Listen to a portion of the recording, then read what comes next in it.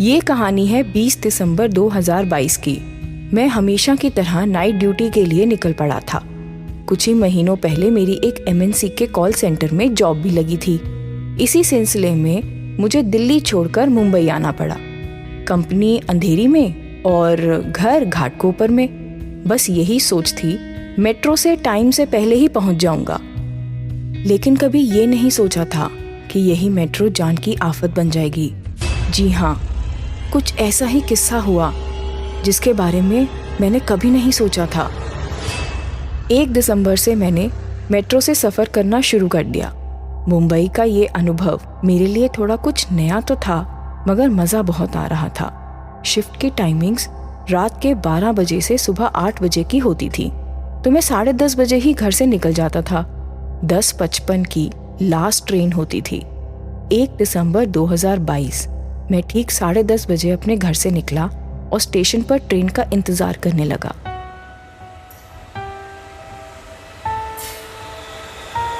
रात के ठीक 10:55 पर लास्ट ट्रेन आई और मैं उसमें चढ़ गया। मैंने अपनी दाईं तरफ देखा तो एक लड़की बैठी हुई थी। अपने मोबाइल पर शायद किसी से चैटिंग कर रही थी। थोड़ी देर बाद उसे किसी का फ़ोन आया और वो फ़ोन पर बातें करने लगी। दूसरी तरफ देखा तो एक बूढ़ा सा आदमी खड़ा था, शायद अगली स्टेशन पे उतरने वाला हो। पर उसके पीछे जो सीट थी उस पर एक अजीब सा आदमी बैठा हुआ था जिसने गंदे से कपड़े पहने हुए थे। अपना पूरा चेहरा उसने मोटे कपड़े से ढका हुआ था ताकि कोई भी गलती से भी उसकी शक्ल न देख ले। उसके हाथों को मैंने गौर से देखा। उसकी चमड़ी पिलपिली सी, जैसे आग में जल चुकी हो। उसके कपड़ों पे सूखे खून के धब्बों के दाग थे। अपनी साइड पे उसने एक बड़ा खाली थैला भी रखा हुआ था। पता नहीं, उस आदमी को देख के बहुत ही खौफ महसूस हो रहा था। अगले स्टेशन पर वो बूढ़ा आदमी तो उतर गया। प्लेटफॉर्म की लाइट्स जब उस डरावने आदमी पे पड़ी तो हल्के से मुझे उसकी आंखें नजर आईं। मैंने देखा कि उसकी आंखों में पुतलियां ही नहीं है। जैसे ही मैंने उसे और ध्यान से देखने की कोशिश की तो उसने मुझे झट से घूरना शुरू कर दिया। उसके सामने वो बैठी हुई लड़की अभी भी फ़ोन पर बात कर रही थी। मैंने अपने हेडफोन्स निकाले और मैंने भी गाने सुनने शुरू कर दिए। कुछ देर बाद मेरी आंख लग गई।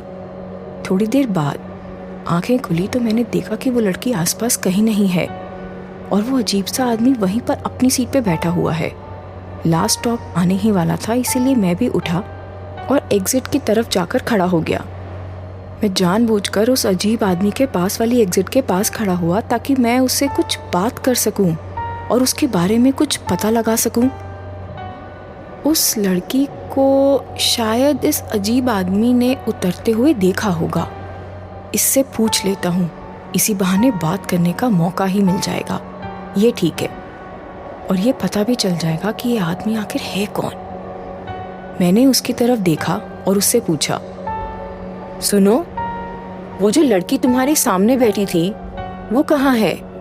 क्योंकि मैंने तो उसे उतरते हुए नहीं देखा, इसीलिए पूछ रहा हूँ, शायद तुमने देखा हो। उस आदमी ने कोई जवाब नहीं दिया। एक्चुअली लेडीज़ के लिए इस समय यूँ ट्रैवल करना ठीक नहीं है, बस चिंता के तौर पे पूछ रहा था। मैंने दोबारा से बात करने की कोशिश करी, मगर फिर कोई जवाब नहीं मिला। वो आदमी बिल्कुल हिला तक नहीं। मैं थोड़ा और डर गया। उसके आसपास से बहुत गंदी बदबू आ रही थी, जैसे बहुत सारे मरे हुए सड़े गले चूहे रखे हों। थैले पे कुछ गीले लाल धब्बे पड़े हुए थे। पता करना मुमकिन नहीं था कि उस गंदे मैले कपड़े के बीच में धब्बे किस चीज़ के हैं। मेरा स्टेशन आ गया और मैं नीचे उतर गया। मैंने सोचा थोड़ी देर वेट कर लेता हूँ और यहीं कहीं छुपकर देखता हूँ कि आखिर वो आदमी अभी तक ट्रेन में क्या कर रहा है। वो नीचे क्यों नहीं उतरा, वो भी लास्ट स्टॉप पर। मैंने मन ही मन सोचा और प्लेटफॉर्म पर एक पोल के पीछे छुपकर थोड़ी देर वेट किया। कुछ देर बाद ट्रेन का हॉर्न बजा और ट्रेन की लाइट्स ऑफ हो गई। तभी वो आदमी ट्रेन से नीचे उतरा और तेजी से चलने लगा। मैंने धीरे धीरे छुपते छुपाते उसका पीछा किया तो मैंने देखा कि उसके थैले में से लाल रंग का कुछ गिर रहा है। मैंने उसे छूकर देखा तो मेरे होश उड़ गए। ओह शिट, ये तो खून है। लेकिन ये खून आखिर किसका है? और ये आदमी कौन है? क्या है इसके थैले में? मेरी तो कुछ समझ में नहीं आ रहा था कि मैं क्या करूं। मुझे ये सब पुलिस को बताना चाहिए क्या? वो लड़की जो ट्रेन में थी वो भी गायब है। हे भगवान, समझ नहीं आ रहा। मेरे पसीने छूटने लगे। मैं चुपचाप स्टेशन के बाहर कैब लेकर ऑफिस पहुंच गया। उस रात मैं ठीक से काम भी नहीं कर पाया। आखिर वो आदमी था कौन? और वो लड़की गई कहाँ? वो खून भरा थैला, ये सभी बातें मुझे परेशान करने लगीं। उस रात के बाद अगले 1 हफ्ते तक मैंने उस आदमी को दोबारा उस ट्रेन में नहीं देखा। 20 दिसंबर को मैं फिर ऑफिस जाने के लिए निकला और वही लास्ट ट्रेन ली मैंने। ट्रेन में चढ़ते ही मैंने दोनों तरफ देखा। कंपार्टमेंट में एक लड़की थी और बस मैं। वो आदमी कहीं नहीं दिखा। मन शांत हो गया। पास बैठी लड़की से मैंने पूछा, आप कौन से स्टेशन पे उतरने वाली हैं? लड़की ने कहा, जी मैं तो लास्ट स्टॉप तक हूँ। क्यों, क्या हुआ? एक्चुअली मुझे ऑफिस जाते वक्त ट्रेन में गाने सुनने की आदत है और पता नहीं क्यों गाना सुनते सुनते मेरी आँख लग जाती है। मैं चाह रहा था कि आप लास्ट स्टॉप तक हैं तो प्लीज़ मुझे जगा देंगी। मैंने लड़की से रिक्वेस्ट की और उसने हाँ कही। साथ ही वो अपने मोबाइल पे फिर गाने सुनने लगी। थोड़ी देर बाद मेरी आँख खुली और मैंने देखा वो लास्ट स्टॉप बस आने ही वाला था। मैंने अपनी राइट पे नज़र घुमाई तो वो लड़की मुझे कहीं नहीं दिखी, पर उसकी जगह वो खून भरे थैले वाला आदमी वहीं बैठा था। ओह शिट, ये आदमी फिर से इसी ट्रेन पे। वही गंदे कपड़े, वही मुंह ढका हुआ और वही थैला। मेरे हाथ पैर कांपने लगे। इस बार मैंने गौर से देखा तो वो मुझे ही घूर रहा था। मैं जब उसकी तरफ देखता वो मेरी तरफ देख रहा होता था। वो भी मुझे पहचान गया था शायद। भगवान बचा लो मुझे किसी तरह। ये लास्ट स्टॉप जल्दी आ जाए ताकि मैं उतर जाऊं और ऑफिस पहुंच जाऊं। मेरे मन में बार बार बहुत ही बुरे ख्यालात आ रहे थे। गला सूखी जा रहा था और हाथ पैर ठंडे पड़ चुके थे। धड़कन तेज दौड़ने लगी। वो आदमी बस मुझे कॉन्टिन्यूअसली देख ही जा रहा था। तभी अचानक वो खड़ा हो गया और एग्जिट की तरफ जाके रुका। लास्ट स्टॉप आने ही वाला था और मेरे पैर जैसे जम गए। मैं उठकर खड़ा ही नहीं हो पा रहा था। इसी तरह मैंने अपने आप को संभाला और मैं भी उस आदमी की तरफ चलने लगा। तभी मेरी नज़र दोबारा उसके थैले पर गई। थैला काफ़ी भारी सा नज़र आ रहा था और वही लाल धब्बे, बदबू भी वहीं से आ रही थी। आज तो मैं इस आदमी का सच जान के रहूँगा। क्या है इसके थैले में? किस चीज़ के लाल धब्बे हैं ये? चाहे मुझे कुछ भी क्यों ना हो जाए। मैंने हिम्मत बांधी और जब लास्ट स्टॉप आते ही वो आदमी नीचे उतरा, मैं उसका पीछा करने लगा। लेकिन इस बार छुप छुप के नहीं, बल्कि ठीक उसके पीछे चलने लगा। वो आदमी ये बात जानता था। आदमी ने अपनी रफ्तार तेज़ की।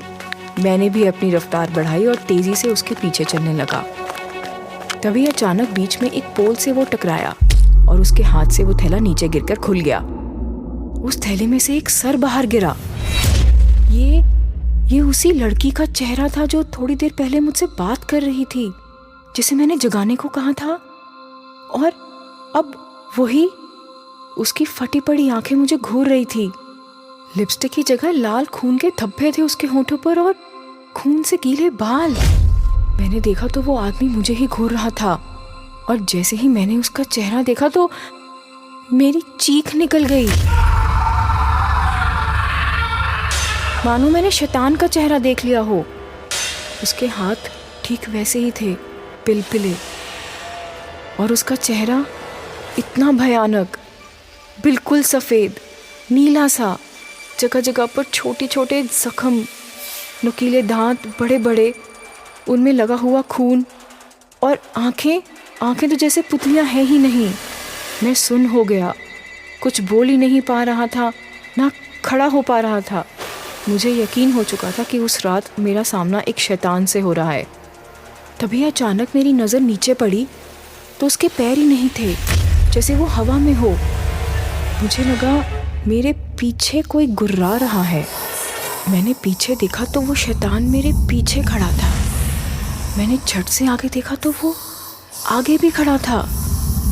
ये क्या भला है?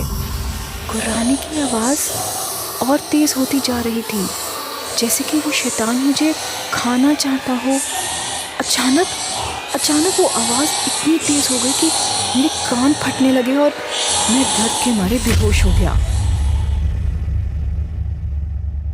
जब मुझे स्टेशन पर होश आया तो 2 घंटे बीत चुके थे। मैंने अपनी जेब से रुमाल निकालने के लिए हाथ डाला तो उस बेचारी लड़की का स्कार्फ मेरे हाथ लग गया।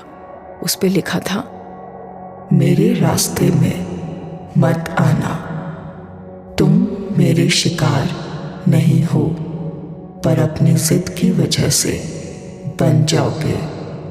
मैं एक शैतान हूँ जिसे लोग अपनी आत्मा बेच देते हैं कुछ ख्वाहिशों के बदले। वो आत्माएं मेरी गुलाम होती हैं। फिर मैं जब भी चाहूँ, जैसे भी चाहूँ, जहाँ भी चाहूँ उन्हें मार सकता हूँ। अगली बार मुझसे कहीं मिलो तो अपना रास्ता बदल लेना, नहीं तो